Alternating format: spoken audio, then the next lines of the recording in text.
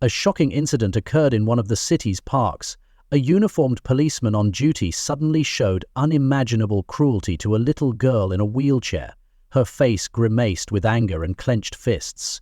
Instead of moving aside, he deliberately moved to block her path further. "Get out of the way, kid," he barked, his tone sharp and contemptuous despite her fear. He looked stubbornly defiant. But what happened next shocked all the core witnesses, finding out how it happened and how this terrible incident ended. This video will not leave you indifferent.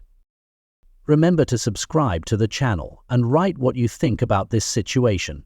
Your opinion is very important to the following story. At the lively city festival, 9-year-old Emma Carter, a determined girl with cerebral palsy, eagerly maneuvered her wheelchair toward the playground. The bright sun mirrored her excitement as she took in the sights and sounds of the event. Her wheelchair, adorned with stickers of her favorite characters, reflected her vibrant spirit. Despite her challenges, Emma exuded a confidence that drew admiration from those who knew her. As Emma approached the playground, her path was suddenly blocked by Officer Ryan Morgan, a police officer with a reputation for being confrontational. Towering over the young girl, his presence cast an intimidating shadow. Emma, maintaining her politeness, looked up at him and said, "Excuse me, sir, may I pass?" Her voice was gentle, yet hopeful.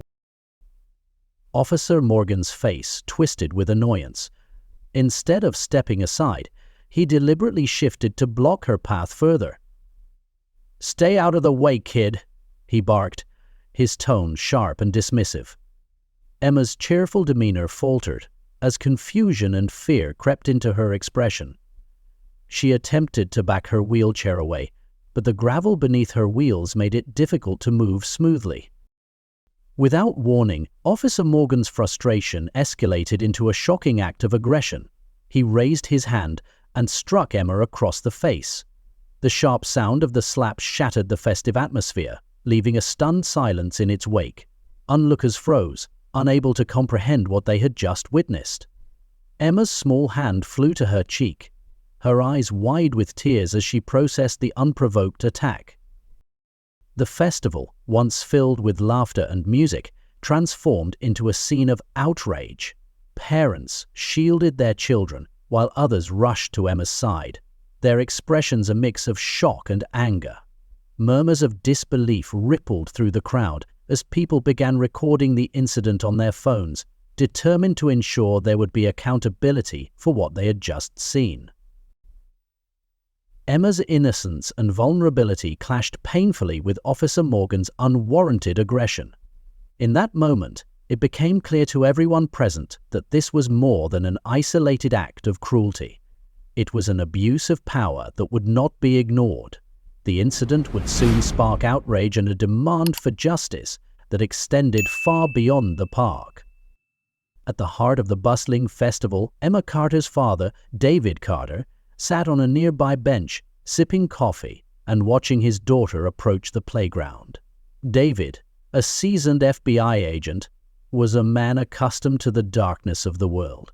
Yet Emma's unyielding optimism and courage were his constant sources of light.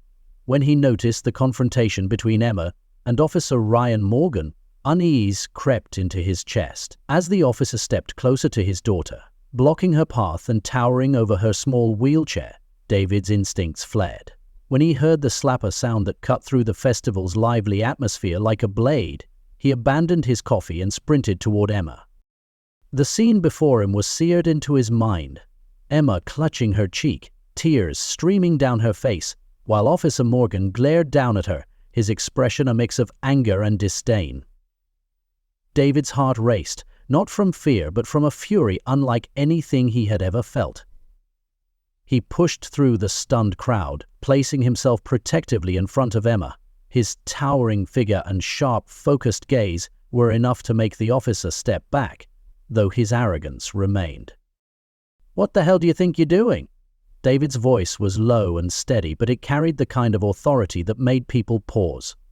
His fists clenched at his sides, his entire body vibrating with restrained rage. Officer Morgan sneered, clearly unshaken. "Stay out of this," he barked, gesturing dismissively. The kid was in the way. David took a step forward, closing the distance between them. His voice dropped to a dangerous whisper, loud enough for only the officer to hear. "You struck my daughter, an innocent child in a wheelchair. You think you can walk away from this? You have no idea who you're dealing with." Emma, still trembling, reached for her father's hand, seeking comfort. David knelt briefly, his hand gentle as he wiped away her tears. "I'm here, Emma. You're safe now," he murmured, his voice softening for her, before turning sharp again as he rose to confront Morgan. By now the crowd around them had thickened, murmurs of disbelief and outrage rippling through the festival-goers. Parents clutched their children tightly, shielding them from the escalating confrontation. Several pulled out their phones, recording the scene as evidence of the officer's actions. "What's going on here?" another officer asked, rushing toward the commotion with two colleagues. Their expressions shifted from confusion to discomfort as they realized who stood before them: a furious father, clearly capable of holding his ground. David turned to face them, his tone unwavering. "This man struck my daughter. I want this addressed immediately. She's a child and he assaulted her without provocation." Officer Morgan, sensing his growing disadvantage, tried to justify his actions. "She was blocking the path. It's a crowded festival, and I was trying to maintain order." By hitting a child?" David's voice cut through Morgan's excuses, rising with righteous anger. "This isn't about order. This is about abuse of power." The crowd, emboldened by David's words, erupted into shouts of agreement. "He's right," someone yelled. "We all saw what happened." Another voice joined in. "That officer has no right to treat a little girl like that." The officers exchanged nervous glances. The situation was spiraling beyond their control. They tried to disperse the crowd, but the onlookers refused to leave, their collective outrage growing louder with every passing moment. Emma, still shaken but brave, spoke up softly. "I just wanted to play. I didn't do anything wrong." Her words were enough to bring tears to several onlookers' eyes, her innocence shining through despite the fear and pain she felt. David's protective instinct surged once more. He squared his shoulders, his piercing gaze locking onto Morgan's. "You'll answer for this," he said firmly, "not just to me, but to the entire justice system. And I'll make sure you face the consequences." The tension in the air was palpable as the sound of sirens grew closer. More officers arrived trying to assess the situation, but the crowd was unrelenting. Bystanders began recounting the incident to arriving authorities, many offering their phone recordings as evidence. Officer Morgan's arrogance faltered as he realized the gravity of the situation. His colleagues, visibly uncomfortable, subtly distanced themselves from him. It was clear that Morgan's actions had crossed a line, one that even his fellow officers couldn't defend. David, still standing protectively in front of Emma, took a deep breath, his FBI training helping him regain composure.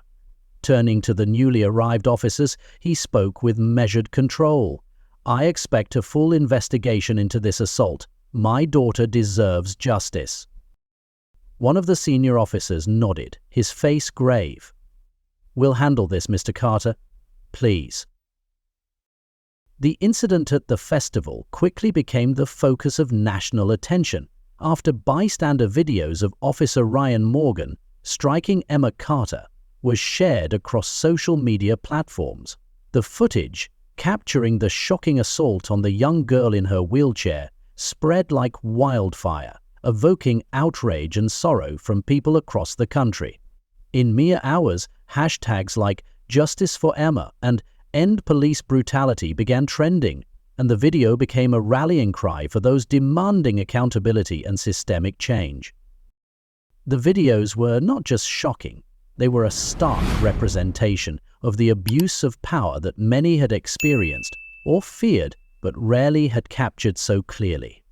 The sight of a uniformed officer towering over a vulnerable child, delivering an unprovoked slap, struck a chord with millions. News outlets picked up the story and commentators expressed horror at the officer's behavior. Conversations about police brutality, abuse of power, and the treatment of marginalized individuals gained renewed momentum, with Emma's story at the forefront. For David Carter, Emma's father, the viral spread of the incident was both overwhelming and empowering. As an FBI agent, he had seen firsthand the complexities of justice. But this time, the fight was personal. He recognized the opportunity to amplify Emma's story and push for meaningful reform.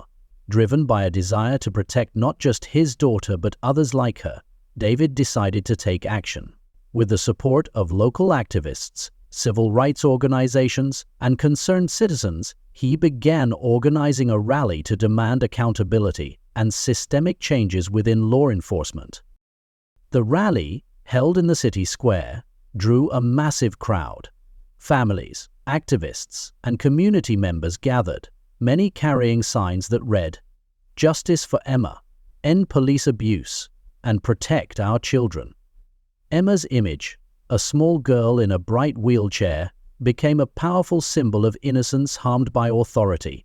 People of all ages and backgrounds came together, their voices united in calling for justice. David stood on the makeshift stage, holding Emma's hand as he addressed the crowd. His voice, filled with emotion and resolve, carried over the sea of faces. "My daughter Emma was attacked by someone who was supposed to protect her," he began, pausing to let his words sink in. "This is not just about one bad officer. It's about a system that allows people like him to wear a badge. A system that fails to hold them accountable when they abuse their power." The crowd erupted in applause, their cheers a mixture of support and determination. David continued, speaking not only as a father but as someone who had dedicated his career to upholding the law. "This is not an isolated incident.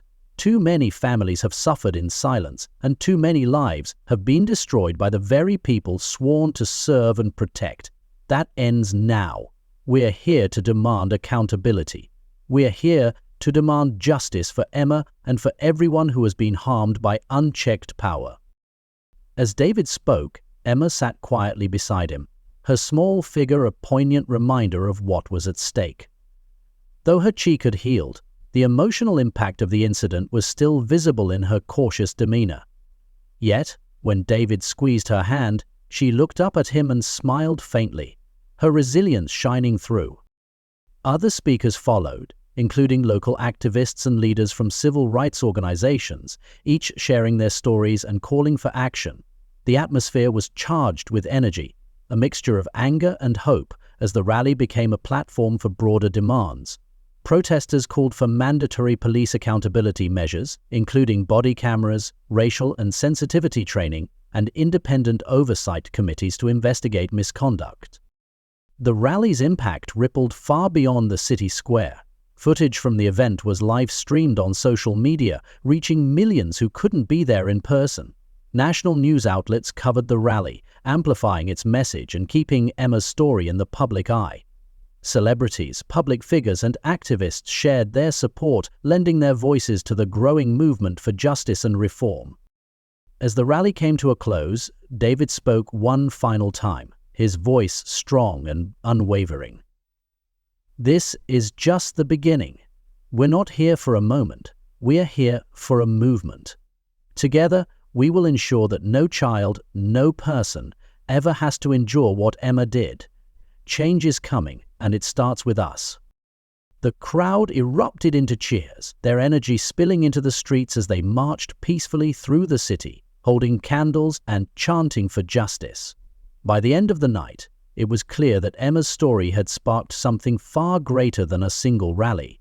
It had become a symbol of resilience and a call to action, uniting people in the fight for a more just and accountable system. The courtroom was filled with a mix of tension and anticipation as the legal proceedings against Officer Ryan Morgan began. The case had captured national attention, with Emma Carter's story becoming a focal point in discussions about police misconduct and abuse of power. The gallery was packed with community members, activists, and supporters, all there to see justice served for the young girl whose innocence had been shattered in a moment of violence. The prosecution opened the case with powerful evidence, videos taken by bystanders at the festival, showing the shocking incident in vivid detail. The footage was played for the jury, the stark images of Officer Morgan towering over Emma in her wheelchair, followed by the sound of the slap, leaving the courtroom in stunned silence. Gasps rippled through the room, and many in the gallery averted their eyes, unable to watch the act of cruelty again. The prosecutor, Carla Ruiz, stood firmly before the jury. This is not just a case of one man's failure to control his temper. It is a case of betrayal of power, used not to protect, but to harm. The first witness to take the stand was a middle-aged woman who had been at the festival with her children. She described the scene with clear, steady words, her voice firm as she recounted the officer's hostility and Emma's visible fear. "I couldn't believe what I was seeing," she said, glancing at Emma, who sat beside her father. "She was just a little girl and he struck her like she was a threat. It was horrifying." More witnesses followed, each painting a damning picture of Officer Morgan's actions and the community's reaction. Parents spoke of shielding their children from the violent scene, while festival-goers recounted the collective outrage that erupted in the aftermath. Many provided their recordings, corroborating each other's accounts and making it impossible for the defense to discredit their testimonial. The evidence was overwhelming. This was not a case of misunderstanding or overreaction. It was a clear abuse of authority. When it was David Carter's turn to take the stand, the atmosphere in the courtroom shifted. As Emma's father and an experienced FBI agent, his words carried weight. Dressed in a sharp suit, but with an unmistakable air of emotional vulnerability, David walked to the witness stand, his jaws set with determination. Once sworn in, he took a deep breath before beginning. "I've spent my career in law enforcement," he began, his voice steady but tinged with raw emotion. "I've seen the darkness of humanity. I've seen people at their worst. But nothing could have prepared me for the moment I saw my own daughter, struck by someone who was supposed to protect her." The courtroom was silent, every eye fixed on David as he spoke. He described the day of the festival, painting a vivid picture of the joy and excitement that had turned into horror. His voice cracked slightly as he recounted the moment he heard the slap, the sight of Emma clutching her cheek, and the sound of her soft, confused words. "I just wanted to play." He paused, gathering himself, before continuing with renewed strength. "As a father, I felt helpless. As a law enforcement officer, I felt betrayed. The badge is a symbol of trust, a commitment to serve and protect. Officer Morgan not only broke that trust, he shattered it." David's words were direct, but they carried a depth of emotion that resonated with everyone in the room. He recounted how he had rushed to Emma's side, shielding her from further harm, and how the crowd had rallied around them, demanding accountability. His anger was palpable, but so too was his unwavering commitment to ensuring that justice was served. The defense attempted to undermine David's testimony, questioning his objectivity as both a father and a federal agent. But David's calm, measured responses only reinforced his credibility.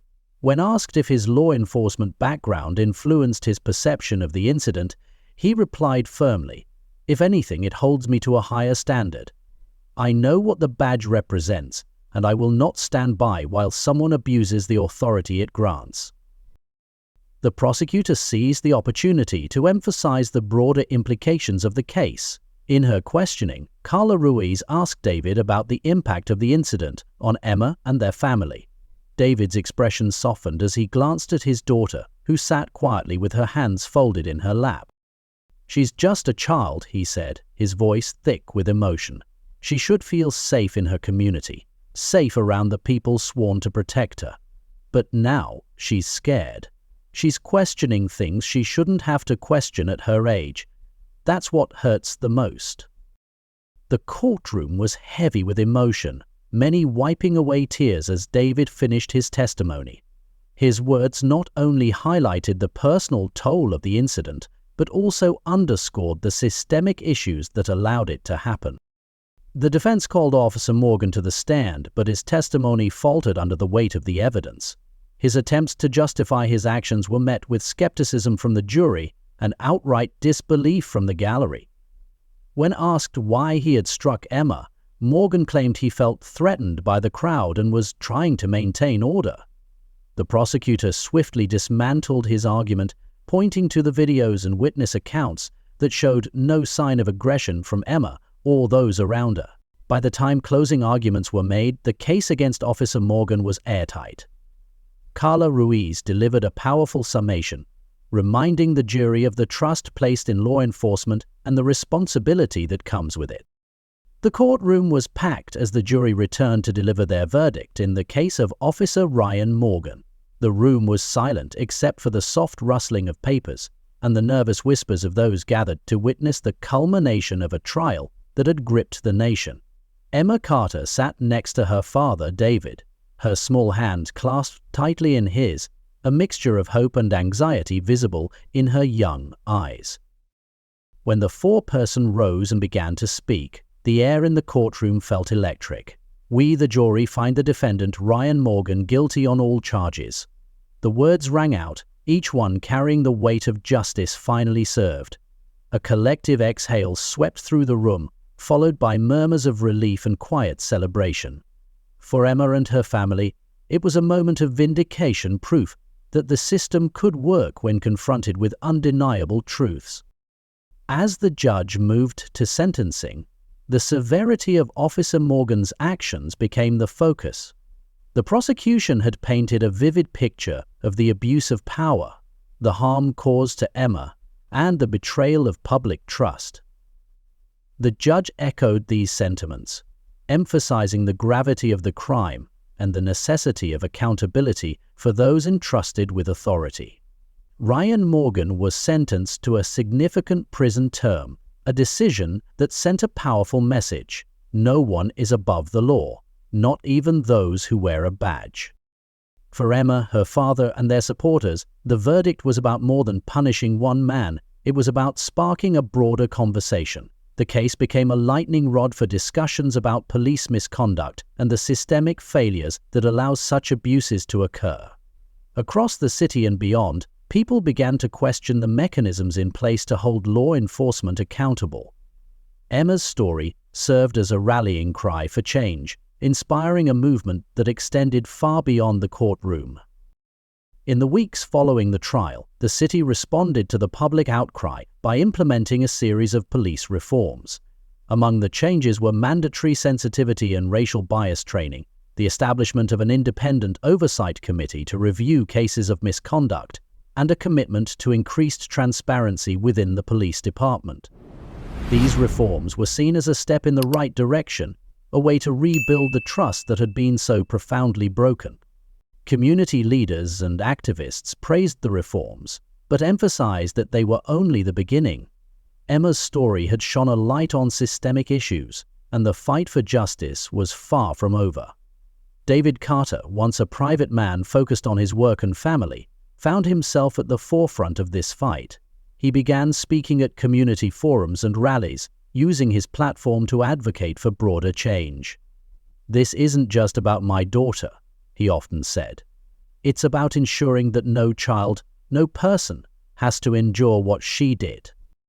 The impact of the trial and its aftermath was felt across the country. News outlets continued to cover the case, using it as an example of the urgent need for accountability in law enforcement.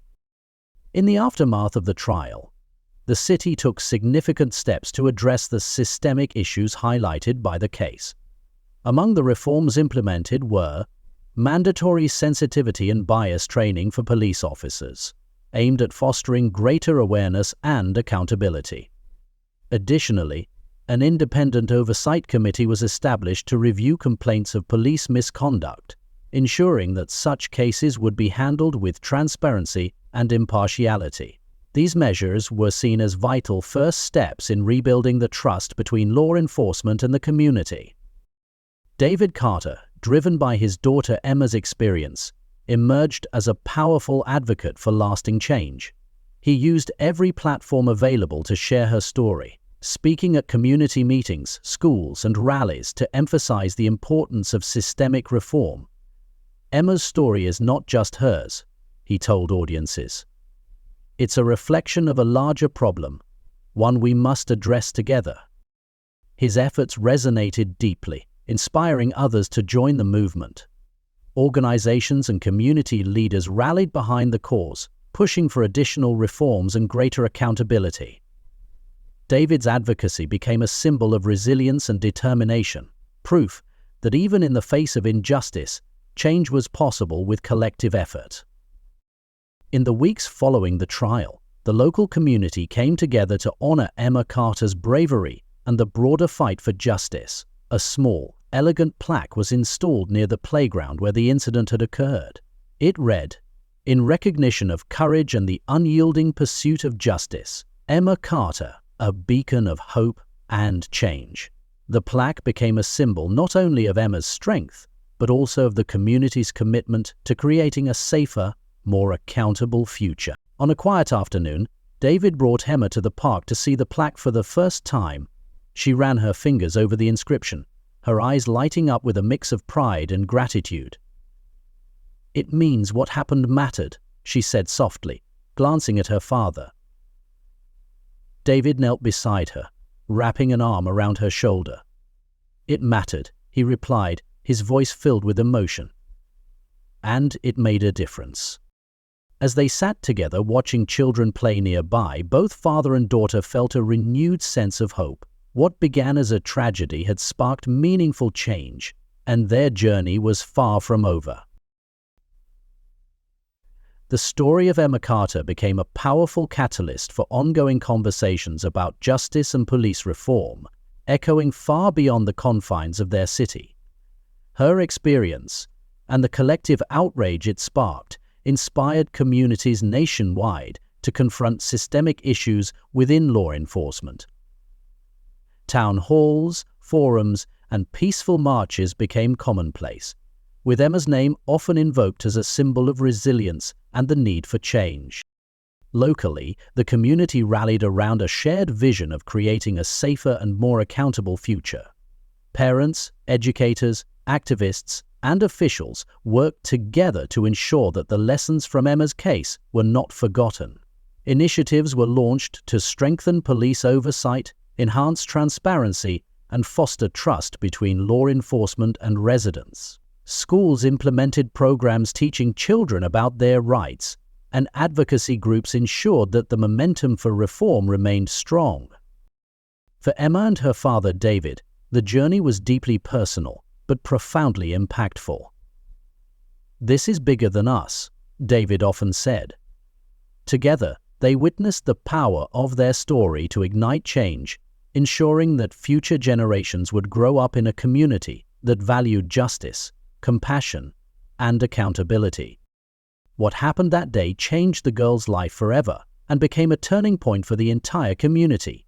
After this incident, a wave of outrage arose that brought hope for justice and change. But what was happening, waiting for them ahead, and whether society can achieve real change? To learn more about such stories and stay updated on new events, remember to subscribe to the channel and click on the bell to not miss these new events.